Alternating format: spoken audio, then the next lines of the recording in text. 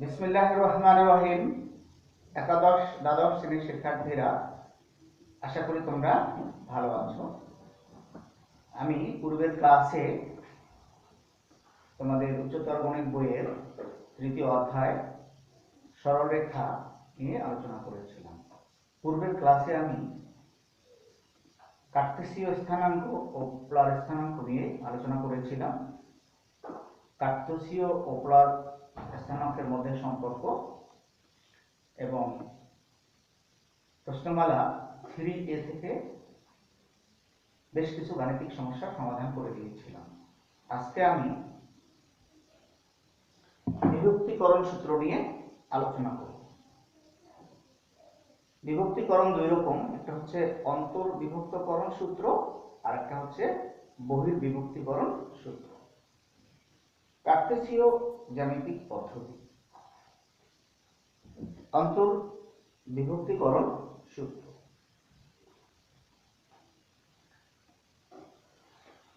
মনে করি পি এবং কিউ বিন্দুদ্বয়ের সংযোগ রেখাংশ আর বিন্দুতে m1:m2 অনুপাতে অন্তর্বিভক্ত হয় আর xy বিন্দুর স্থানাঙ্ক নির্ণয় করতে হবে। আর বিন্দুর স্থানাঙ্ক ছবিতে লক্ষ্য করো, পি বিন্দুটা এখানে, কিউ বিন্দুটা এখানে, PQ সংযোগ রেখা আঁকা হলো আর PQ এর অভ্যন্তরে একটি বিন্দু যার স্থানাঙ্ক নির্ণয় করতে হবে। মনে করি পি বিন্দুর স্থানাঙ্ক হচ্ছে x1 y1 x1 y1, Q বিন্দুর স্থানাঙ্ক হচ্ছে x2 y2, আর বিন্দুর স্থানাঙ্ক হচ্ছে xy। আর বিন্দুর ভুজ হচ্ছে x আর কোটি হচ্ছে y। মনে করি p x1 y1 এবং q x2 y2 বিন্দুদ্বয়ের সংযোজক রেখাংশ PQ আর বিন্দুতে m1:m2 অনুপাতে অন্তর্বিভক্ত হয়। এই অংশটা p এর অংশটা হচ্ছে m1 আর q অংশটা হচ্ছে m2। তাহলে বিভাগ বিন্দু r এর স্থানাঙ্ক নির্ণয় করতে হবে। আর বিন্দুর স্থানাঙ্ক সূত্রটা লিখে দিচ্ছি আমি। আর বিন্দুর স্থানাঙ্ক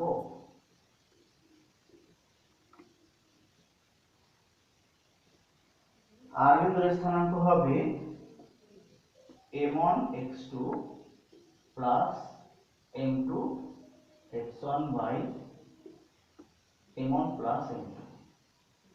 এটা হবে আর বিন্দুর ভুজ। আর আর বিন্দুর কোটি হবে m1y2 plus m2y1 by m1 plus m2। এটা হচ্ছে আর বিন্দুর কোটি। এই সূত্রের মাধ্যমে আমরা আর বিন্দুর স্থানাঙ্ক নির্ণয় করতে পারি।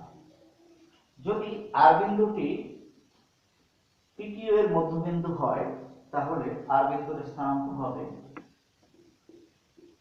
যখন আর বিন্দুটা PQ এর মধ্যবিন্দু, তখন আসবে এভাবে। মধ্যবিন্দু হলে এই অংশটা হবে 1 ভাগ আর বাকি 1 ভাগ হবে এই পাশে। তাহলে m1 এর মানও 1, m2 এর মানও 1। সেক্ষেত্রে এই সূত্রটাই পাল্টে যাবে। পাল্টে গিয়ে এরকম হবে x2 প্লাস x1 কিংবা x1 plus x2। x1 plus x2 যে কথা, x2 প্লাস x1 একই কথা। x1 প্লাস x2 বাই 2 এটা হবে। আর যদি PQ এর মধ্যবিন্দু হয় সেক্ষেত্রে আর বিন্দু ভুজ হবে x1 প্লাস x2 বাই 2 আর কোটি হবে y1 প্লাস y2 বাই 2। এটা মূলত এই সূত্র থেকে আসছে। আর যদি PQ এর মধ্যবিন্দু হয় তাহলে m1 এর মান হবে 1, m2 এর মান হবে 1। তাহলে এখানে 1 যোগ 1 2 পাওয়া যাবে, 1 যোগ 1 2 পাওয়া যাবে। আর 1 into x2 x2 plus 1 into x1 x1।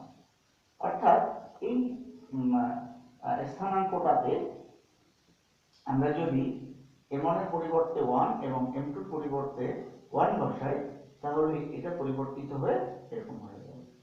যেমন 1 into y2, তাহলে y2 হবে 1 into y1 হবে, তাহলে y1 plus y2 by 2 আসে। আশা করি বুঝতে পেরেছো।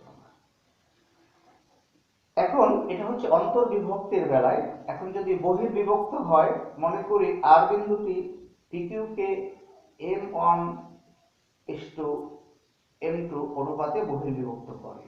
বহির্বিভক্ত করলে সূত্রটা পাল্টে যাবে। সূত্র পাল্টে গিয়ে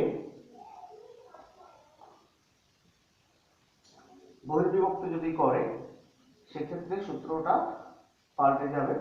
পাল্টে গিয়ে এই প্লাস গুলো সব মাইনাস হয়ে যাবে।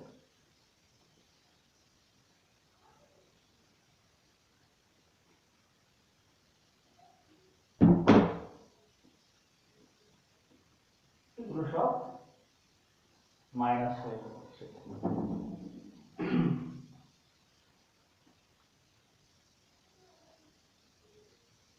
তো সেক্ষেত্রে এটার থেকেও মাইনাস হয়ে যাবে। বহির্বিভক্ত করলে এগুলো মাইনাস হয়ে যাবে। প্লাসের জায়গায় কি আসবে? মাইনাস হয়ে যাবে। যদি আর বিন্দুটি PQ কে m1:m2 অনুপাতে বহির্বিভক্ত করে, সেক্ষেত্রে সূত্রটা রূপ হয়ে যাবে এটা, প্লাসের জায়গায় মাইনাস আসবে, আর সব ঠিক থাকবে।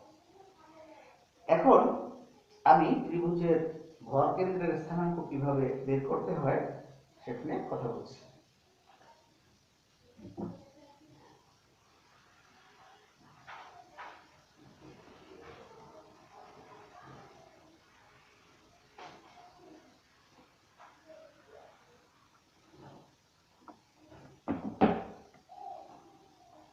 আমরা একটা ত্রিভুজ এঁকে নিচ্ছি ABC।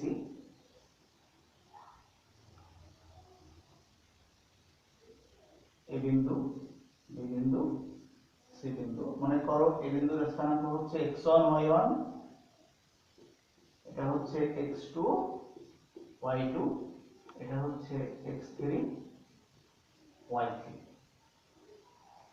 তাহলে তোমরা ভরকেন্দ্র কিভাবে নির্ণয় করবে? ত্রিভুজের তিনটি মধ্যমা রয়েছে, মধ্যমা ত্রয় সমবিন্দু। মধ্যমা ত্রয় যে বিন্দুতে ছেদ করে সেটাই হচ্ছে ভরকেন্দ্র। বিসি এর মধ্যবিন্দু যদি ডি হয়, তাহলে এডিটা হচ্ছে মধ্যমা। এসি এর মধ্যবিন্দু যদি ই হয়, তাহলে বি হচ্ছে মধ্যমা। অনুরূপভাবে সিএফ আরেকটি মধ্যমা। মধ্যমা ত্রয় যে বিন্দুতে ছেদ করে। জি বিন্দুর স্থানাঙ্ক যদি এক্স ওয়াই হয়, তাহলে জি বিন্দুর ভুজ x সমান হবে x1 plus x2 plus x3 by 3। জি বিন্দুর কোটি হবে y1 plus y2 plus y3 by 3। তাহলে যে বিন্দুর স্থানাঙ্ক হচ্ছে x1 x2 x3 by 3, y1 plus y2 plus y3 by 3। লক্ষ্য করো x1 y1 হচ্ছে বিন্দুর স্থানাঙ্ক, x2 y2 হচ্ছে বিন্দুর স্থানাঙ্ক, আর x3 y3 হচ্ছে সি বিন্দুর স্থানাঙ্ক। তাহলে যে বিন্দুর ভুজ হবে x1 plus x2 plus x3 by 3, আর কোটি হবে y1 plus y2 plus y3 by 3। এই সূত্রের মাধ্যমে আমরা জি বিন্দুর স্থানাঙ্ক নির্ণয় করব। এখন প্রশ্নমালা 3B থেকে তোমাদেরকে কিছু গাণিতিক সমস্যার সমাধান করে দিচ্ছি। প্রশ্নমালা 3B।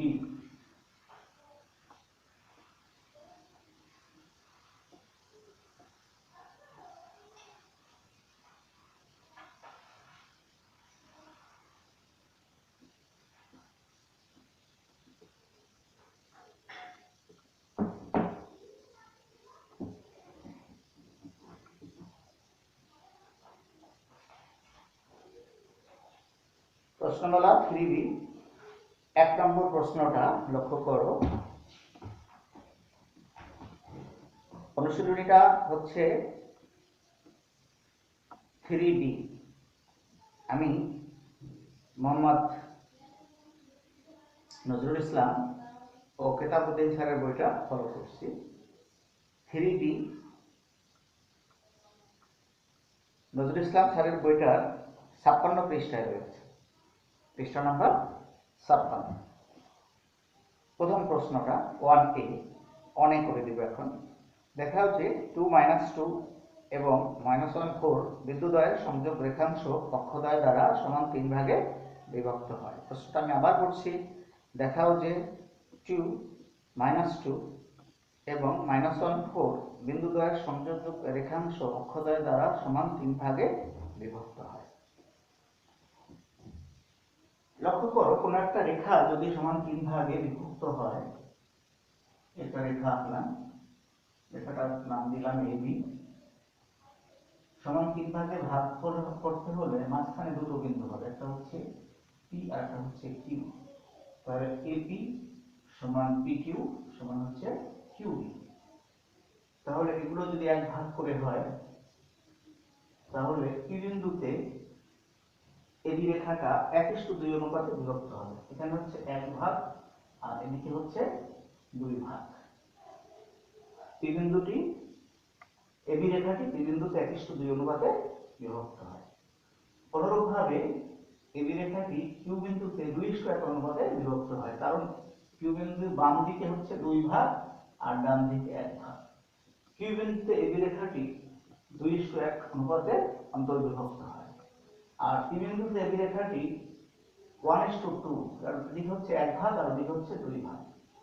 AB রেখাটি P বিন্দুতে 1:2 অনুপাতে অন্তর্বিভক্ত হবে, AB রেখাটি Q বিন্দুতে 2:1 অনুপাতে অন্তর্বিভক্ত হবে। এই জিনিসটা আমাদের বুঝতে হবে। তাহলে এখানেও যেহেতু সমান 3 ভাগে ভাগ করার কথা বলা হয়েছে, সে কারণে আমি এটা আগেই বলে নিলাম। দেখাও যে 2 - 2 এবং -1 বিন্দুদ্বয়ের সংযোগ রেখাংশ অক্ষদ্বয় দ্বারা সমান 3 ভাগে বিভক্ত হয়। আমি এখন এটা সমাধান করে দিচ্ছি।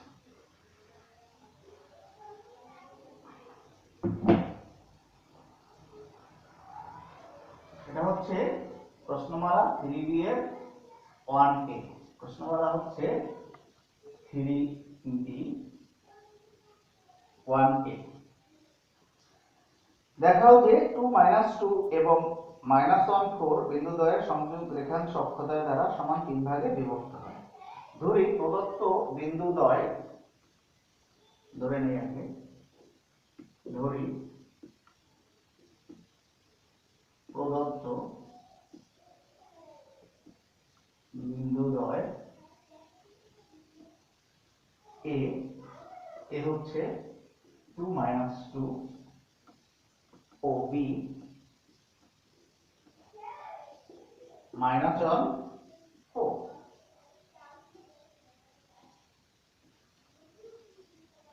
x অক্ষ AB রেখাংশকে P α0 বিন্দুতে m:1 অনুপাতে অন্তর্বিভক্ত করে। x অক্ষ AB রেখাকে P α0 কেন ধরলাম? কারণ x অক্ষের সকল বিন্দুতে কোটির মান 0। এজন্য x অক্ষের উপরস্থ যে কোনো বিন্দুর কোটির মান 0 হবে।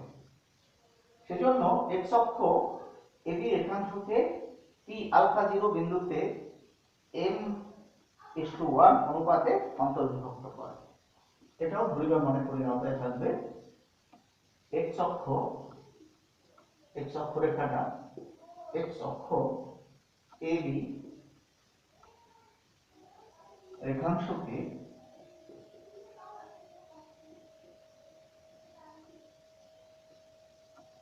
P α0 বিন্দুতে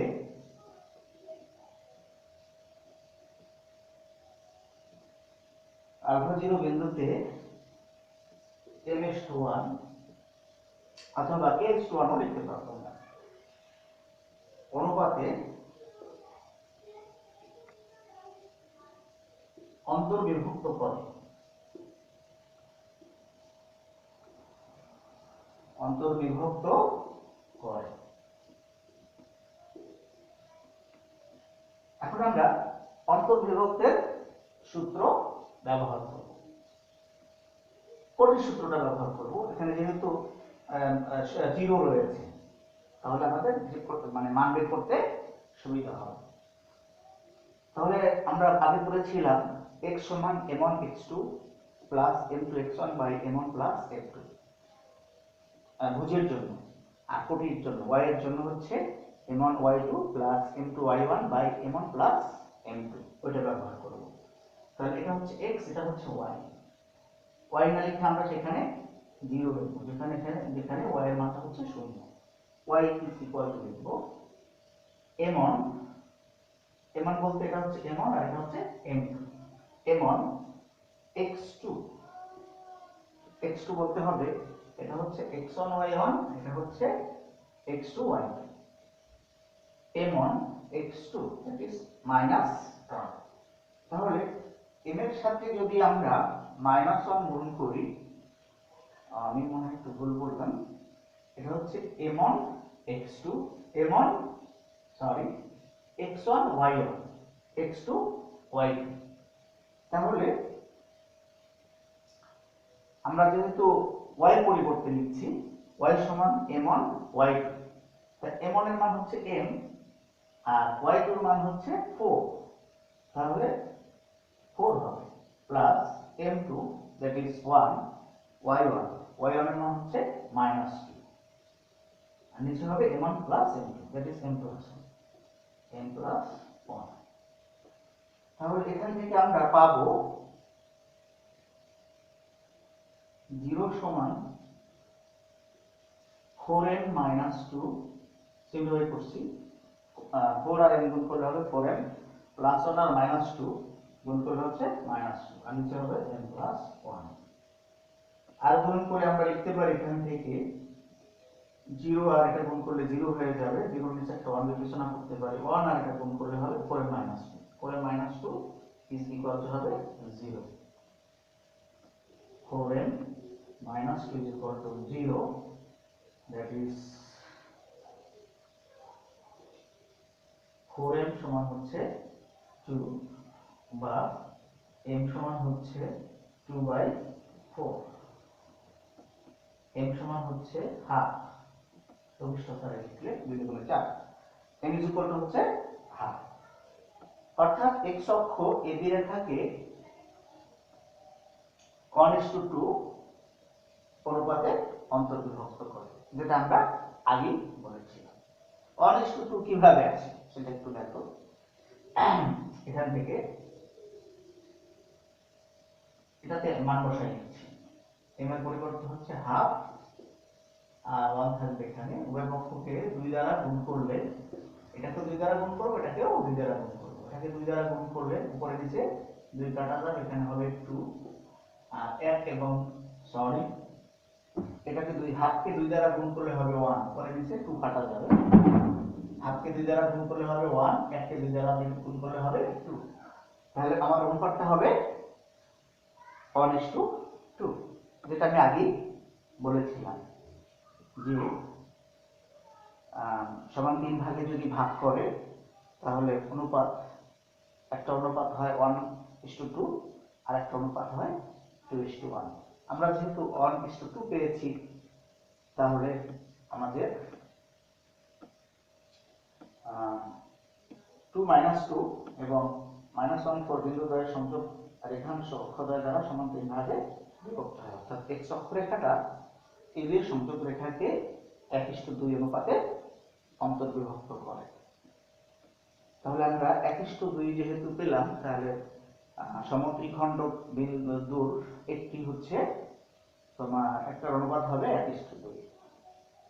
তাহলে y অক্ষরেখাটা AB রেখাকে 2:1 অনুপাতে অন্তর্বিভক্ত করবে, আমরা এখন সেটা দেখাবো। x অক্ষ AB রেখাকে 1:2 অনুপাতে অন্তর্বিভক্ত করে এই লাইনটা লিখতে হবে। এরপরে লিখবে, খাতায় একটা লাইন বাড়িয়ে লিখবে, আমি এটা পড়ে লিখছি না, তোমরা এখানে লিখবে। আচ্ছা আমি লিখিয়ে দিচ্ছি তাহলে তোমাদের বুঝতে সুবিধা হবে। সুতরাং x অক্ষ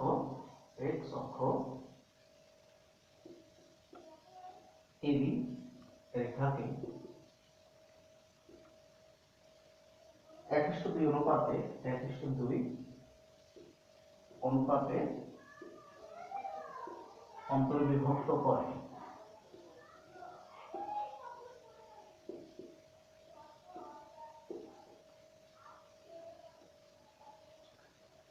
আবার ধরি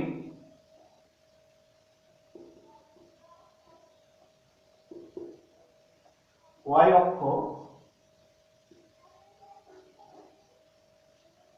AB রেখাকে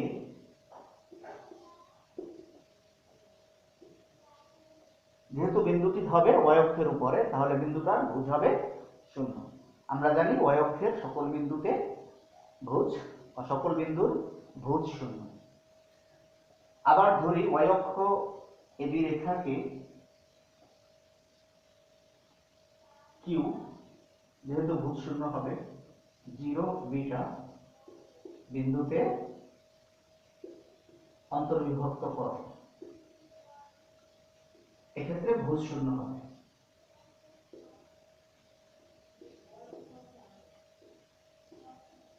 এখন আমরা বিভাগ বিন্দুর ভুজ হবে 0, অর্থাৎ x হবে 0। এখন আমি x কে 0 ধরে অন্তর্বিভক্তের স্থানাঙ্ক সূত্রটা ব্যবহার করব। স্থানাঙ্কের সূত্রটা ব্যবহার করব। অর্থাৎ আমরা শিখেছিলাম x সমান m1 x2 plus m1 x2 plus m2 x1 by m1 plus m2। ধরি y অক্ষরেখা AB রেখাকে q 0 বিটা বিন্দুতে n:1 অনুপাতে অন্তর্বিভক্ত করে। লিখতে হবে n:1 অনুপাতে অন্তর্বিভক্ত করে।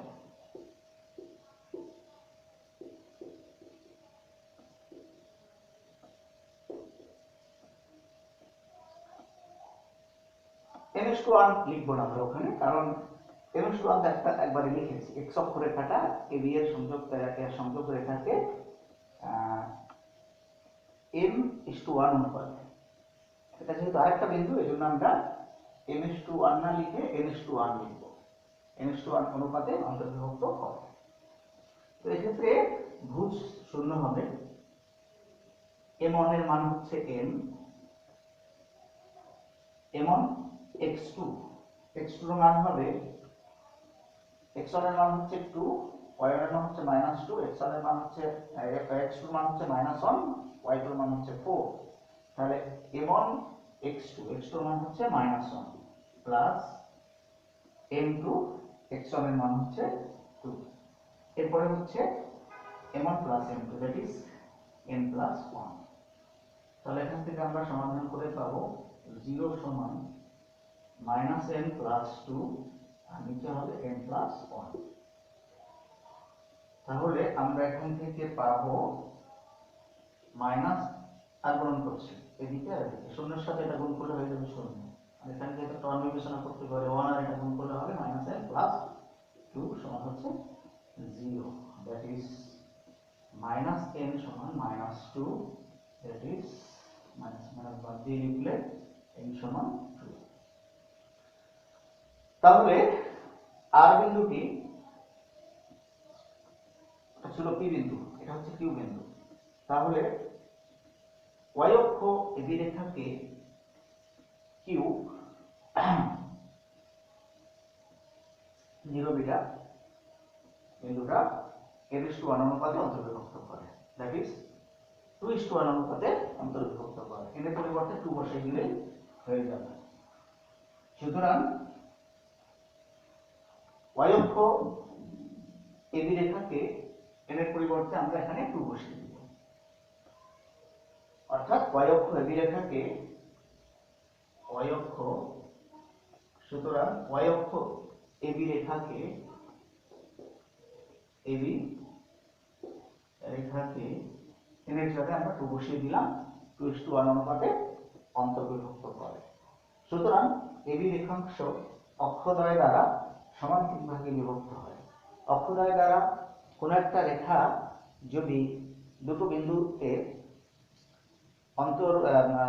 সমদ্বিখণ্ডিত হয়, তাহলে আমি পূর্বেই বলেছি অনুপাত পাওয়া যাবে, দুটো অনুপাত পাওয়া যাবে। একটা অনুপাত পাওয়া যাবে 1:2, আর একটা অনুপাত পাওয়া যাবে 2:1। আমরা প্রথমে পেয়েছি 1:2, পরে পেলাম 2:1। সুতরাং এবি রেখাংশ অক্ষদ্বয় দ্বারা সমান 3 ভাগে বিভক্ত হয়। ফাইনালি লিখে দিবে এবি রেখাংশ অক্ষদ্বয় দ্বারা, অক্ষদ্বয় বলতে x অক্ষ y অক্ষ বোঝাবে, অক্ষদ্বয় দ্বারা সমান 3 ভাগে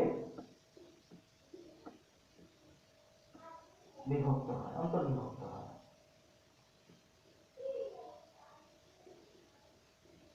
অন্তর্বিভক্ত কথাটা না লিখলেও চলবে, কোশ্চেনে দেওয়া নাই তো। বিভক্ত হয় বললেই বুঝবো অন্তর্বিভক্ত। বহির্বিভক্ত বলে তো সেটা উল্লেখ করে দেওয়া থাকে। সুপ্রিয় শিক্ষার্থীরা, আশা করি তোমরা অঙ্কটা বুঝতে পেরেছ। এখন আমি বি করে দিব, 7, 5, 1 বি করে দিব। এখন 7, 5 ও -2, -1 বিন্দুদ্বয়ের সংযোগ রেখাংশের সমত্রিখণ্ডক বিন্দুর স্থানাঙ্ক নির্ণয় করো। আমি আবার বলছি, 7, 5 ও -2, -1 বিন্দুদ্বয়ের সংযোগ রেখাংশের সমত্রিখণ্ডক বিন্দুর স্থানাঙ্ক নির্ণয় করো। এখানে যেহেতু সমত্রিখণ্ডক বিন্দুর কথা উল্লেখ করা হয়েছে, আমরা যে সমত্রিখণ্ডক দুটো বিন্দু পাবো, সেই বিন্দু দুটো প্রদত্ত বিন্দুদ্বয়ের সংযোগ রেখাকে 1:2 এবং 2:1 অনুপাতে অন্তর্বিভক্ত করবে। তো এখানে আমরা সমত্রিখণ্ডন বিন্দু বের করব, বিন্দুর স্থানাঙ্ক বের করব। সমত্রিখণ্ডন বিন্দু কিন্তু হবে দুটো। দেখো, লক্ষ্য করো, একটা বিন্দু এ, একটা বিন্দু বি। এদিকে সমান 3 ভাগে যদি ভাগ করো, একটা ভাগ, দুটো ভাগ, এই ভাগটা সমান হচ্ছে এই ভাগটা, সমান হচ্ছে এই ভাগটা।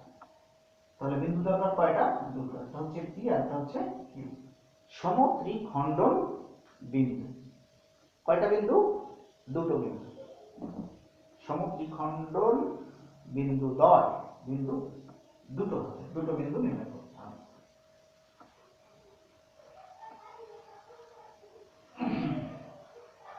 এখন আমি 1 বি করে দিচ্ছি।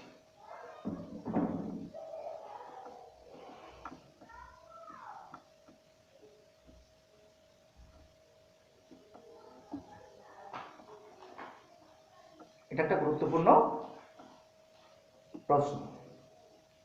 7, 5 ও -2, -1 বিন্দুদ্বয়ের সংযোগ রেখাংশের সমত্রিখণ্ডক বিন্দুর স্থানাঙ্ক নির্ণয় করো। সমত্রিখণ্ডক, সমত্রিখণ্ডন একই কথা। 1 বি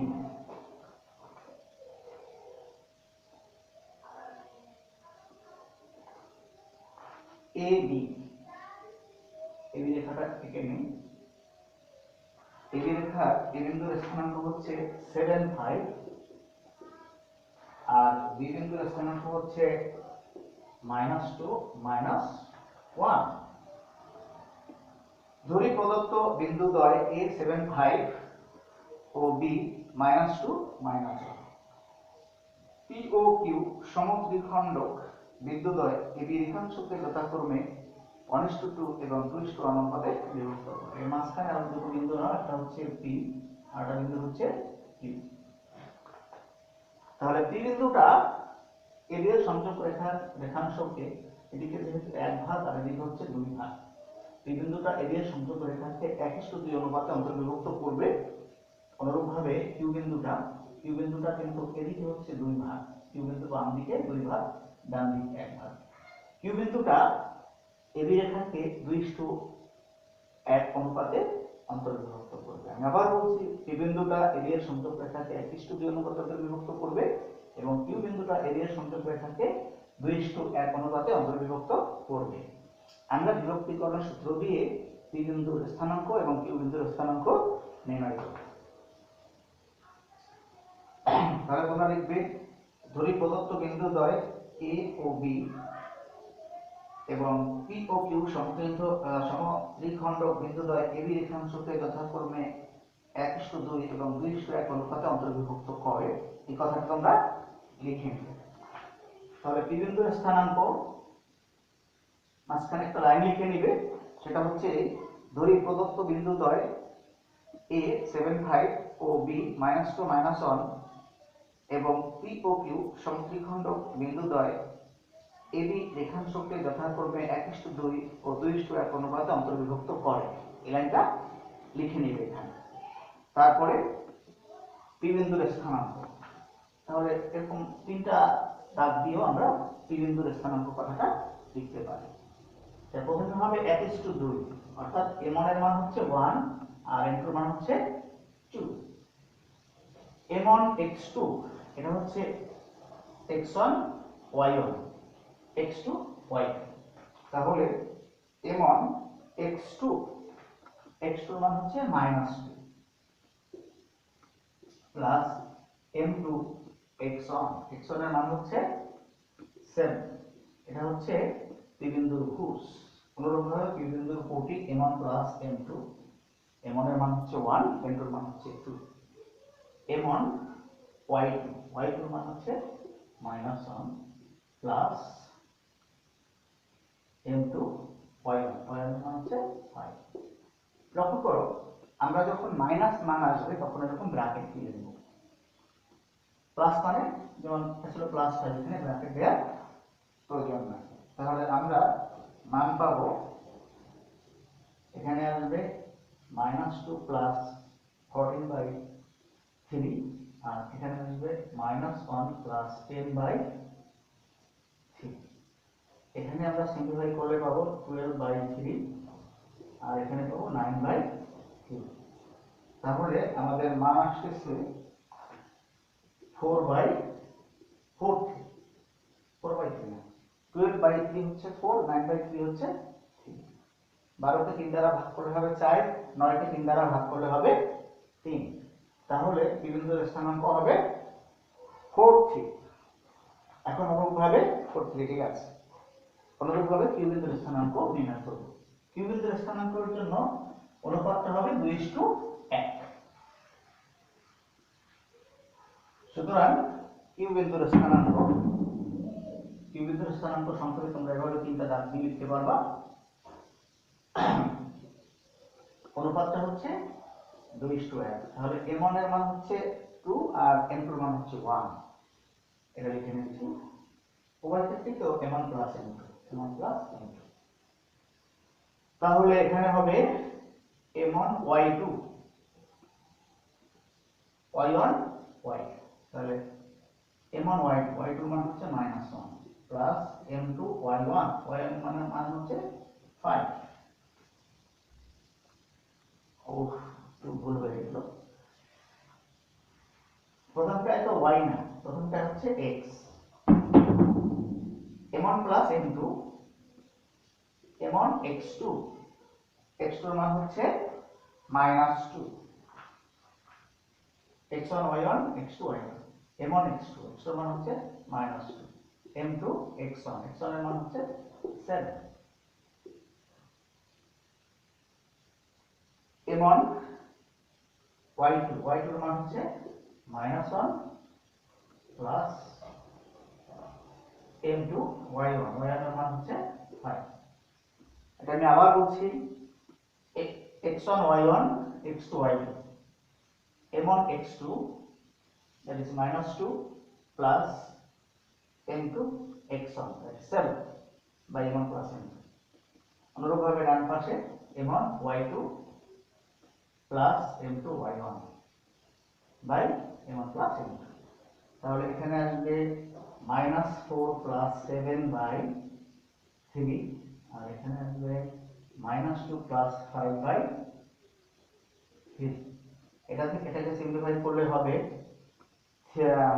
3/3 that is 1 -4 + 7 3 আসবে 3/3 সমান হচ্ছে 1 আর এখানে হচ্ছে 3/3 এটা 1 তাহলে কিউ বিন্দুর স্থানাঙ্ক হবে 1 1 হ্যাঁ কিউ বিন্দুর স্থানাঙ্ক হবে 1 1 সুতরাং সমদ্বিখণ্ডক বিন্দুদ্বয়ের স্থানাঙ্ক 4 3 ও 1 আশা করি তোমরা বুঝতে পেরেছো খাতায় করার সময় একটু বিস্তারিত লিখবে একাদশ দ্বাদশ শ্রেণীর শিক্ষার্থীরা এখন আমি আর একটি গুরুত্বপূর্ণ গাণিতিক সমস্যার সমাধান করে দিচ্ছি সেটা হচ্ছে 3a একটি ত্রিভুজের দুটি শীর্ষবিন্দু 3 7 ও 6 1 এবং এর ভরকেন্দ্র 6 4 তৃতীয় শীর্ষ নির্ণয় করো ভরকেন্দ্র নির্ণয়ের ভরকেন্দ্রের স্থানাঙ্ক নির্ণয়ের সূত্রটি আমি একটু আগে আলোচনা করেছিলাম আশা করি তোমাদের মনে আছে একটি ত্রিভুজের দুইটি শীর্ষবিন্দু 2 7 ও 6 1 এবং এর ভরকেন্দ্র 6 4 তৃতীয় শীর্ষবিন্দুর স্থানাঙ্ক নির্ণয় করতে হবে এটা হচ্ছে 3a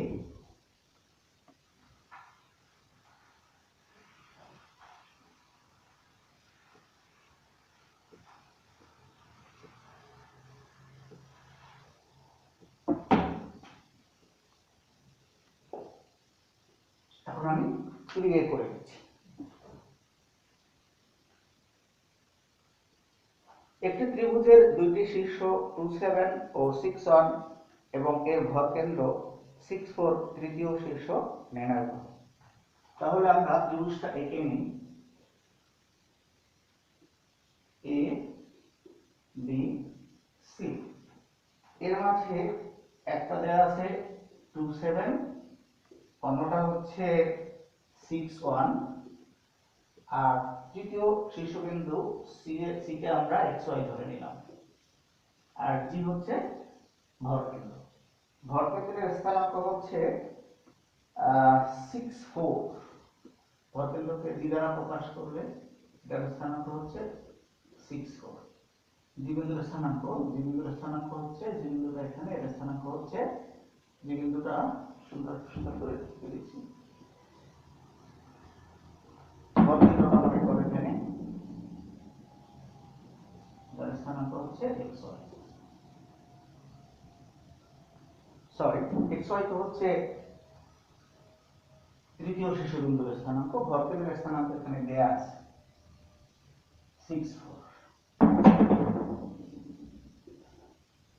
এখানে উল্লেখ করছি যদি এ বিন্দুর স্থানাঙ্ক বি বিন্দুর স্থানাঙ্ক সি বিন্দুর স্থানাঙ্ক দেওয়া থাকতো তখন আমরা জি বিন্দুর স্থানাঙ্ক xy ধরতাম অর্থাৎ জি স্থানাঙ্কটা দেয়া নাই সেটাকে আমরা xy ধরব এখানে ভরকেন্দ্রের স্থানাঙ্ক দেয়া আছে বের করতে হবে আমার সি বিন্দুর স্থানাঙ্ক ধরে দ্বিতীয় শীর্ষের স্থানাঙ্ক xy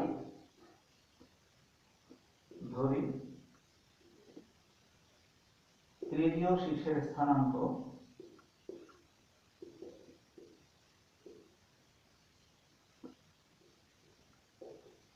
xy প্রশ্ন মতে ভরকেন্দ্রের ভুজ হচ্ছে 6 এই তিনটা বিন্দুর ভুজ তিনটির সমষ্টি বাই 3 তার মানে 2 + 6 + x 2 + 6 + x বাই 3 এটা হবে ভুজ 6 x1 + x2 + x3 বাই 3 ওই সূত্র অনুসারে তাহলে এখানে আসবে আর গুণন করব দিক থেকে হবে 18 আর দিক থেকে হবে x + 8 x + 8 হচ্ছে 3 4 18 বা x কত হবে 18 বা 18 - 8 that is 10 তাহলে সি বিন্দুর ভুজ হচ্ছে 10 সি বিন্দুর ভুজ হবে 10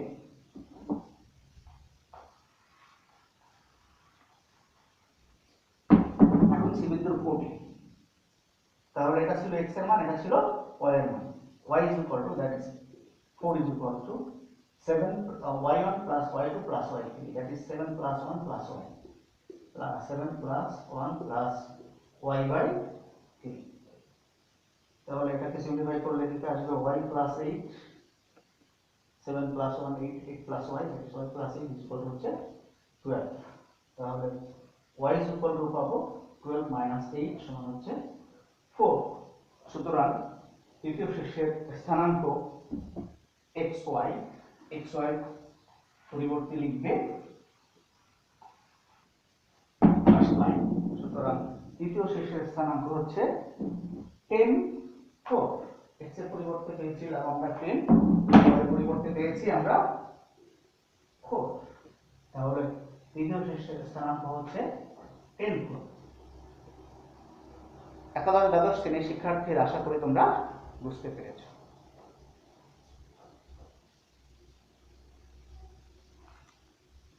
সুপ্রিয় শিক্ষার্থীরা, এখন আমি আর একটি গুরুত্বপূর্ণ গাণিতিক সমস্যার সমাধান করে দিচ্ছি। 3b। দেখো 3b তে কি রয়েছে। 3b একটি ত্রিভুজের শীর্ষবিন্দুর স্থানাঙ্ক at1 square to at1, at2 square plus 2at2 এবং at3 স্কয়ার টু at3 যদি এর ভরকেন্দ্র x অক্ষের উপর অবস্থিত হয়, তাহলে দেখাও যে t1 plus t2 plus t3 is equal to 0। ভরকেন্দ্র অর্থাৎ আমরা জানি প্রত্যেকটা বিন্দুরই স্থানাঙ্ক রয়েছে, একটা হচ্ছে ভুজ আর একটা হচ্ছে কোটি। যেহেতু ভরকেন্দ্রটা x অক্ষের উপর অবস্থিত, তাহলে x অক্ষের উপরে অবস্থিত হলে কোটির মান 0 হবে, অর্থাৎ y স্থানাঙ্কটা হবে 0। তাহলে আমরা এই অঙ্কটা করে দিচ্ছি। একটি ত্রিভুজের শীর্ষবিন্দুর স্থানাঙ্ক দেওয়া আছে, এর ভরকেন্দ্র x অক্ষের উপর অবস্থিত, তাহলে ভরকেন্দ্রের কোটি 0 হবে। যেহেতু ভরকেন্দ্রটা x অক্ষের উপর অবস্থিত, তাহলে কোটি হবে 0। দেখাতে হবে t1 plus t2 plus t3 is equal to 0।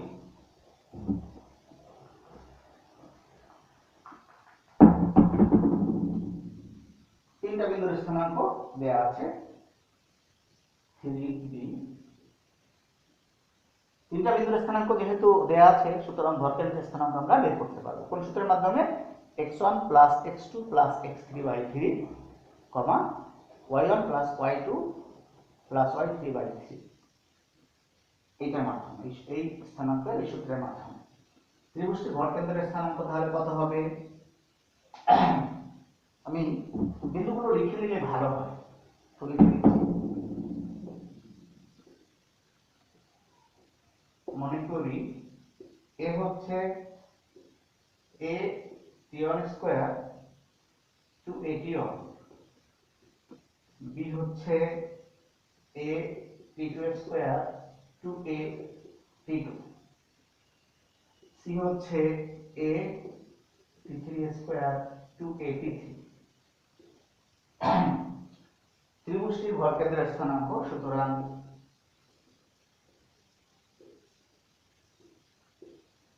ত্রিভুজটির ভরকেন্দ্রের স্থানাঙ্ক x1 plus x2 plus x3, that is at1 square plus at2 square plus at3 square by 3, at1 plus 2at1 plus 2at2 plus 2at3 by 3। এটা হচ্ছে ত্রিভুজটির ভরকেন্দ্রের স্থানাঙ্ক। এই ভরকেন্দ্রটা x অক্ষের উপরে অবস্থিত, সুতরাং বিন্দুটির কোটি 0 হবে, দ্যাট ইজ এই মানটা 0 হবে। প্রশ্ন মতে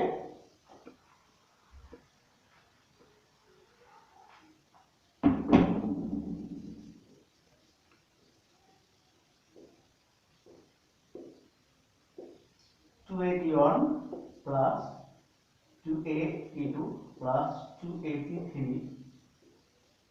by 3 সমান 0।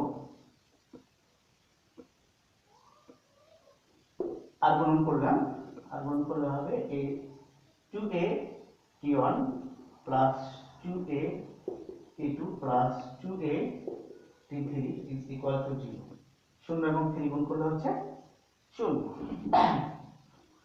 আর এই কোণার গুণ এখানে 1 বিবেচনা করলে 1 আর এটা গুণ করলে এটা হবে।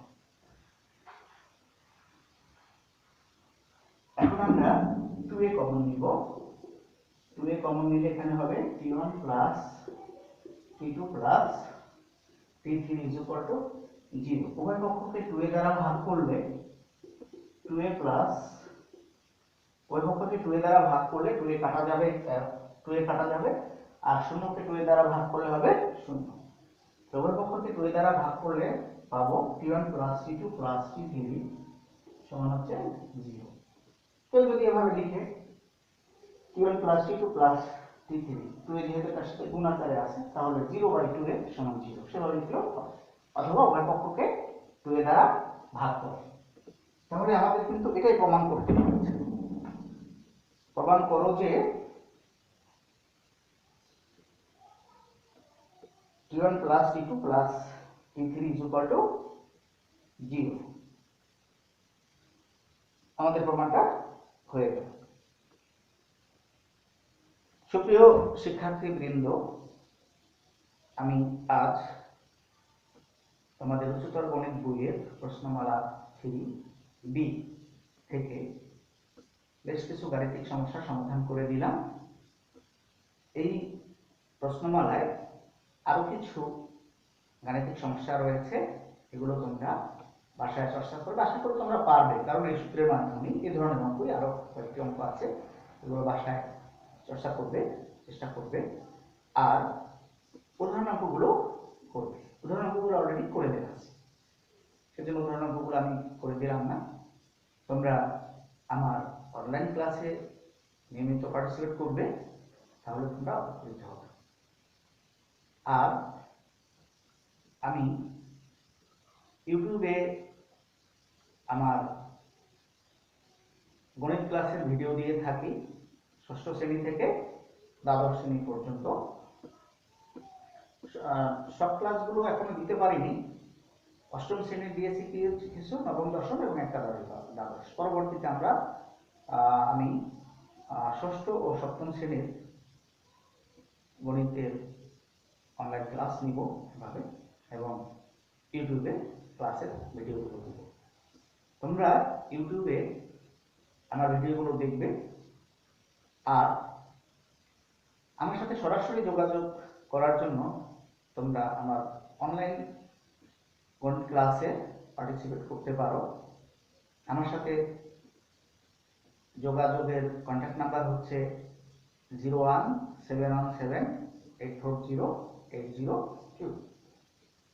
আমি মোহাম্মদ মহসিন আলম, গণিত শিক্ষক, Monpura school and college, Dhaka. Online ক্লাসের সুবিধা হচ্ছে তোমরা যারা ঢাকার বাইরে আছো, তোমরা আমার অনলাইন ক্লাসে পার্টিসিপেট করতে পারো। তোমরা ইউটিউবে আমার গণিত বিষয়ক ক্লাসগুলো দেখবে, ইউটিউবে ভিডিওগুলো দেখবে, পাশাপাশি তোমরা আমার অনলাইন কোচিংয়েও ভর্তি হতে পারো। তো সেক্ষেত্রে তোমরা আমার সাথে মোবাইলে যোগাযোগ করবে, আমি তোমাদেরকে তালিকাভুক্ত করে নেব। তাহলে তোমরা সরাসরি আমার সাথে কমিউনিকেট করতে পারবে। কোনো কিছু না বুঝতে পারলে আমাকে বলতে পারবে, আমি তোমাদেরকে বুঝিয়ে দেব। আর অনলাইন ক্লাসের জন্য আমি ইমো অ্যাপস ব্যবহার করি। তোমরা আমার নাম্বারটা তোমাদের মোবাইলে সেভ করে নেবে, আর আমি তোমাদের নাম্বারটা আমার মোবাইলে সেভ করে নিলে সরাসরি ইমোর মাধ্যমে তোমাদের সাথে যোগাযোগ হয়ে যাবে। তো আমি মনে করি তোমরা আমার গণিত ক্লাসের এই ভিডিওগুলো ইউটিউবে দেখার পাশাপাশি যদি তোমরা আমার অনলাইন গণিত ক্লাসে তালিকাভুক্ত হও, তাহলে তোমরা উপকৃত হবে। তখন তোমরা কোনো জিনিস না বুঝতে পারলেও আমাকে বলতে পারবে, আমি তাৎক্ষণিকভাবে গাণিতিক সমস্যার সমাধান দিতে পারবো। আমার অনলাইন গণিত ক্লাসের জন্য আমি একটা ফি ধার্য করেছি, সেটা হচ্ছে প্রতি মাসে 1000 টাকা।